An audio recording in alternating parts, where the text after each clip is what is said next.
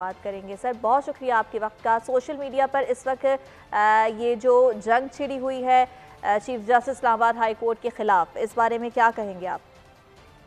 बिस्मिल्लाहिर्रहमानिर्रहीम। आपका बहुत शुक्रिया कि आपने मौका दिया।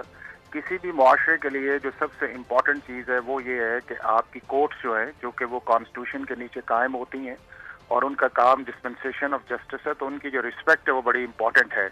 और जिस तरह के भी मर्जी हालात हों, उसके अंदर जो है वो जो कोर्ट की अथॉरिटी या उसका एक डेकोरम है, उसे हर सूरत के अंदर दुनिया के हर मुल्क के अंदर मेंटेन रखा जाता है।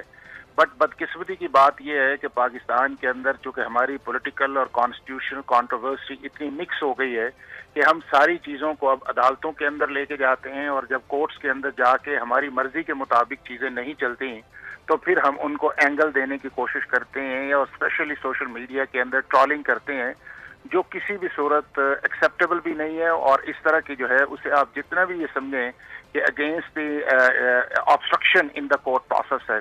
अब आप ये देख लें कि इम्पोर्टेंट ये है कि सोशल मीडिया जो है वो इस वक्त पाकिस्तान के तकरीबन 9 करोड़ के करीब लोग यूज़ करते हैं, और डेफिनेटली इसका इम्पैक्ट है। और पूरी दुनिया के अंदर भी तकरीबन जो है वो 5 अरब के करीब लोग ऐसे हैं जो इंटरनेट से कांटेक्ट हैं।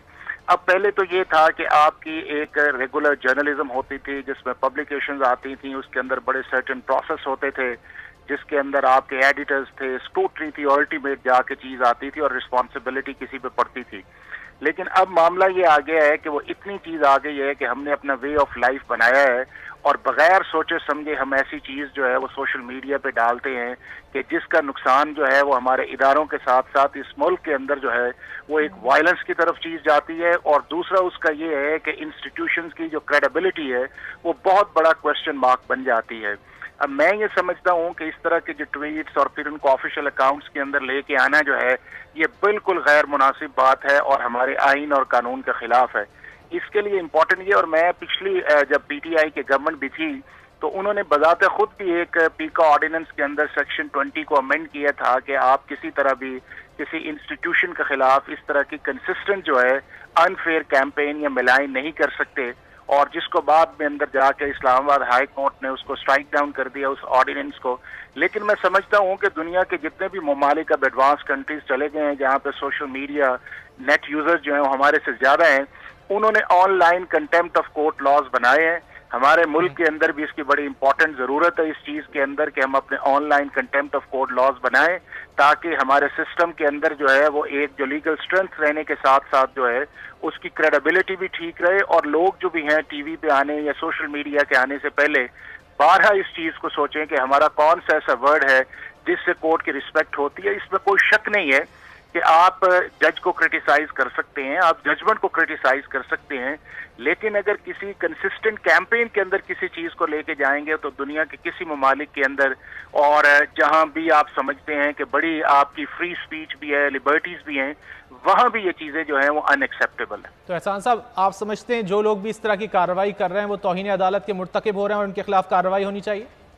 बिल्कुल इस चीज के अंदर है जी कि जिस तरह मैंने आपको पहले भी इशारा किया था कि हमारे मुल्क के अंदर एक कंटेम्प्ट ऑफ कोर्ट ऑर्डिनेंस जो है वो 2002 का है, और उसके अंदर ये है कि कोर्ट की पास भी हैं, बट कोर्ट जनरली जो है वो जुडिशियल रिस्ट्रेंट शो करती हैं ताकि मुल्क के अंदर जो है वो अगर कोई बोलना चाहे तो उसको विद इन लिमिट्स के चाहिए। लेकिन मेरा ये ख्याल ये है कि हमारा जो 2002 का ऑर्डिनेंस है ठीक है। हाफिज एहसान अहमद साहब हमारे साथ मौजूद थे, बहुत शुक्रिया सर आपके वक्त का। अभी इस वक्त हमें ज्वाइन किया है राजा खालिद साहब ने। राजा खालिद साहब, आप क्या कहेंगे? सोशल मीडिया पर हमला जो किया जा रहा है इंतहाई काबिल मजम्मत है, आप क्या इस पर रिमार्क्स देंगे? शदीद तरीन अल्फाज में इसकी मजम्मत करता हूँ कि chief justice Islamabad high court के जिन्होंने 36 केसेस में तहरीक इंसाफ को उसके कायद इमरान खान साहब को रिलीफ दिया, उसके अलावा तोशाखाना केस को तकरीबन 1.5 माह तक स्टे किए रखा। फिर इनकी ख्वाहिश पे एक जज जो है अजहर इकबाल साहब वहां से केस को ट्रांसफर करके हुमायूं दिलावर साहब की कोर्ट में भिजवाया। एक नहीं बल्कि कई उनके मिसलिनियस पिटिशंस आती रहीं, उन्हें एंटरटेन करते रहे।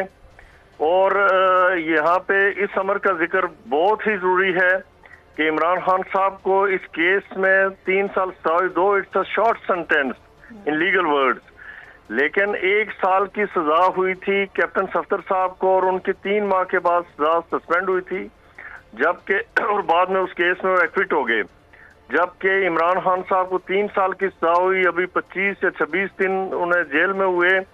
اس پہ واویلا اتنا مچا کہ چیف جسٹس، چونکہ جمعے کا پوری قوم کو پتا ہے کہ جو الیکشن کمیشن کے وکیل تھے امجد پرویز صاحب، تو وہ انڈسپوز تھے، ان کی صحت خراب تھی، جس کی وجہ سے وہ حاضر نہیں ہو سکے کورٹ میں۔ لیکن انفارچونیٹلی ان کی صحت کو بنیاد بنا کے chief justice, honourable chief justice Islamabad high court کے خلاف جو ایک نیگیٹو کمپین کی گئی، جو غلیظ ترین زبان استعمال کی گئی اور منافقت جیسے الفاظ کا استعمال کیا گیا، تو میں سمجھتا ہوں یہ قابل مذمت بھی ہے، یہ توہین عدالت بھی ہے، یہ کورٹ کو ریڈیکیول کیا جانا ہے۔ تو انڈر آرٹیکل 204 آف دی جو لوگ کانسٹیٹیوشن بھی اس طرح کی حرکتیں کر رہے ہیں وہ توہین عدالت کے مرتکب ہو رہے ہیں۔ بہت شکریہ، ہمارے ساتھ موجود ہے ایڈوکیٹ راجہ خالد صاحب۔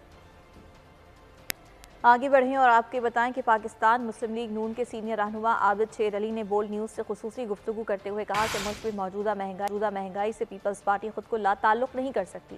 پارلیمنٹ میں مردم شماری کے حوالے سے جو بھی فیصلے ہوئے، پیپلز پارٹی وہاں موجود تھی۔ اسی حوالے سے مزید جانیں گے اویس ستار سے۔ جی اویس۔ بالکل، اس وقت پاکستان میں وفاقی